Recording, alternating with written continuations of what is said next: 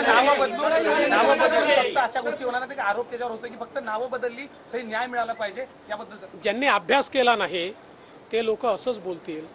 अशा कायद्यांवर अभ्यास करून बोलायचं असतं।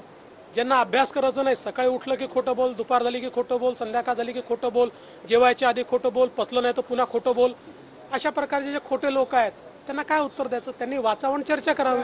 माझं त्यांना आव्हान आहे, त्यांनी चर्चा करावी।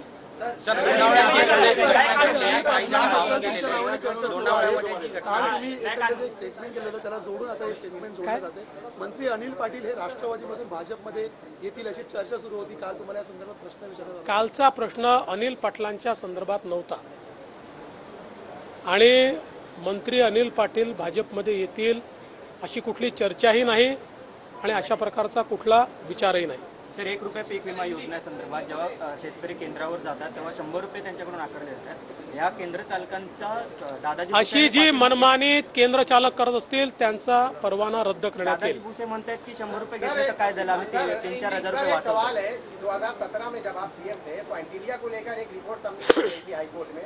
स्टेट गवर्नमेंट ने ये रिपोर्ट सबमिट की थी और कहा था कि वक्फ लैंड है। देखिए, आप ऐसे कोई भी प्रश्न कभी भी पूछोगे थोड़ी जानकारी रहती है यार।